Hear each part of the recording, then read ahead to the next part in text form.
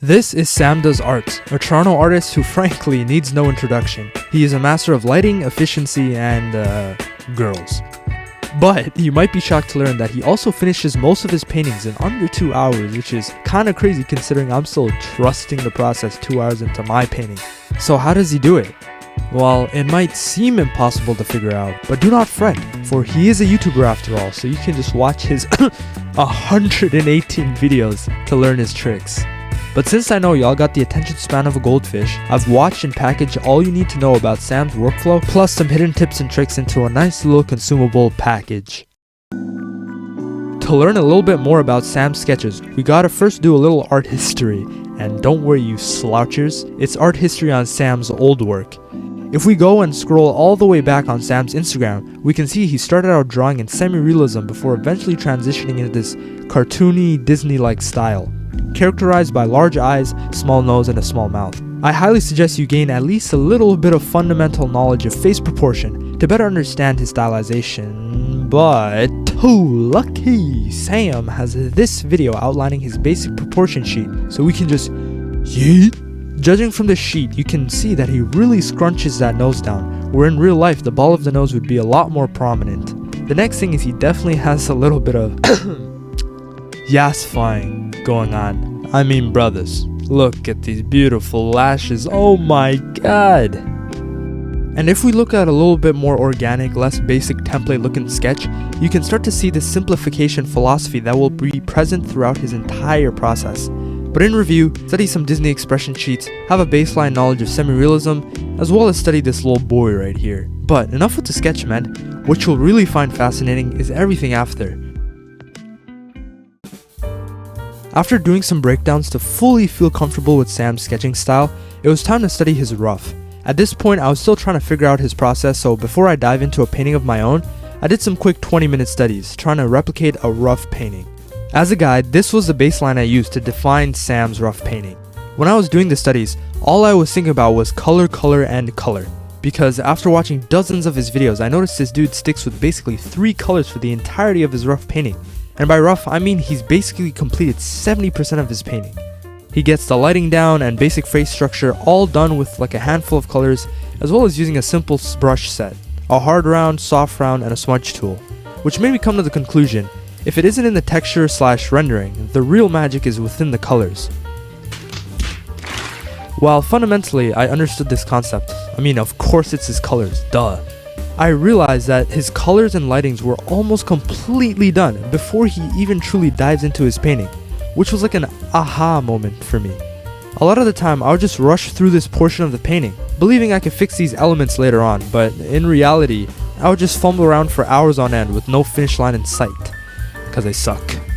And that's why I said I focus heavily on colors, because if these early colors I choose are crap, 70% of the painting is already messed up.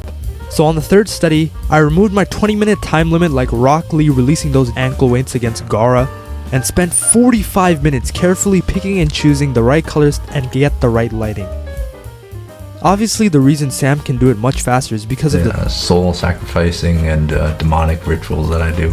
But I don't have that type of experience yet, so I fully used all of those 45 minutes. The color scheme he most commonly uses is what I'd like to call warm, cool, warmer. He takes his base color, often a warm skin tone, and cools it down for the shadow using a multiply layer, and then warms that cool color to add subsurface scattering, or just to add some extra fire to the painting, like in this one. For this shadow here, I use a multiply layer, and since the painting is golden hour lighting, I didn't desaturate the skin tone too much, because some of the orange sunlight is still going to find itself in the shadow. And for the lighting, all I can say is don't be afraid to reach into the far saturated corners for some colors. I'm always hesitant to go into this range because it makes picking the shadow and accent colors a lot harder, but with the extra time, I was allowed to mix and match until I found the right color for the job. And here's the final study.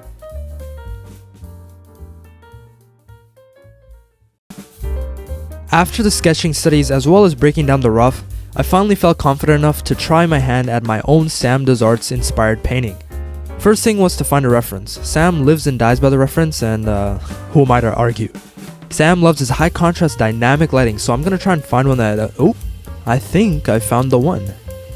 I was feeling a little bit cheeky, so I decided to try my hand at drawing Sam's OC, Kara, and wish me luck, cause I really don't want to mess this up anymore.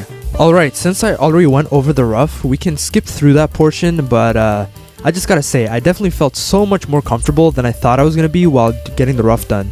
Before I started studying Sam, I was uncertain if I can even get 1% of his style. However, I think it's safe to say we got past 1% to 5%. Let's go, boys. As you can see, it's called a rough for a reason. If you look from afar, then someone could possibly think that Sam created this painting. But that final 30% past the rough is really what ties everything together. And there's a lot. I know I said 30%, but bro, this section took half the total time to complete this painting. Mainly because there were so many small details and tricks I had to individually study and learn. I defined this portion of the process with 3 key stages: final rendering, color variation, as well as texture. In the final rendering stage, Sam will add extra details like this shadow under the eye, these highlights in between the eyes, loose hair, and other tiny details to give the painting a fully completed look. The next part are these nifty little areas of soft and hard edges. They usually define some sort of face structure, like the eye wrinkles here, or the shadow between the top of the nose and the upper portion of the eye.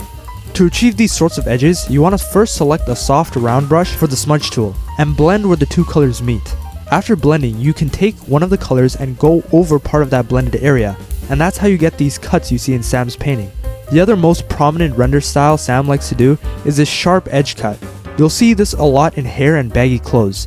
You can either use the lasso tool to cut a sharp area to work in, or you can just create the shape by cutting 2 colors over each other. Usually these sharp areas are used to define a shadow shape or a highlight. And lastly, add some of your sketch back in. Don't try and raise the opacity of your original sketch to get this effect.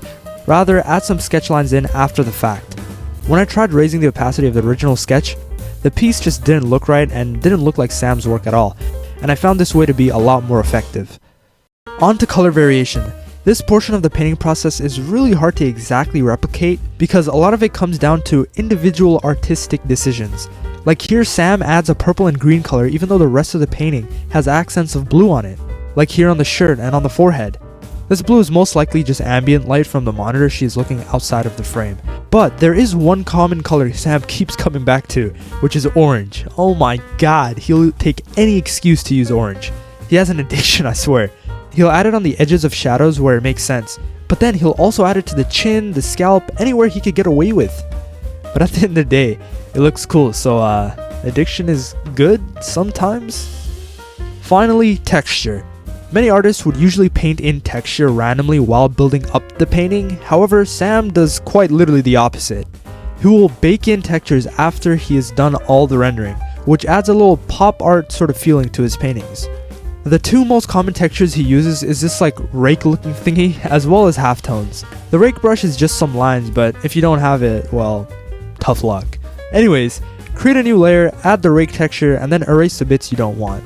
I somewhat struggled with the halftones because I unfortunately didn't have a halftone brush, which means I had to use Procreate's stupid default halftone filter, which absolutely sucks because you get absolutely no control. It's either you have halftones on the entire layer or you have no halftones at all. So I had to duplicate the layer I wanted halftones on and added in some blotches where the halftone will go. I then added the halftone filter and then erased the extra areas that I didn't need. Feel free to experiment with other textures as long as they follow that sort of graphic style. And finally, the last thing to complete was the background. And here's the final result.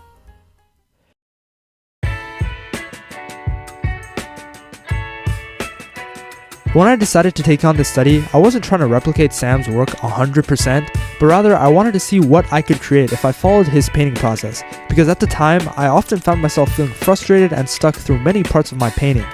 It was cool learning about the small details and effects Sam uses in his painting, but learning how he built it up through his rough painting was truly the most important thing I learned. Who knew simplifying the lighting and color usage at the early stages of painting would be so beneficial to the end result? Anyways, hopefully you learned something useful, and let me know what other things you might want to learn about next. Alright, bye bye. Yo, this painting was made in 1.5 hours. What the hell? Does this guy even like drawing? Oh my god. Whoa, why am I suddenly getting the urge to roast some TikTokers? Guys, with the amount of watch hours I gave Sam, I've probably single-handedly paid 1 month of his rent, dude. You know, if you made it this far to the end, I love you forever. Here, let me give you a kiss on your forehead.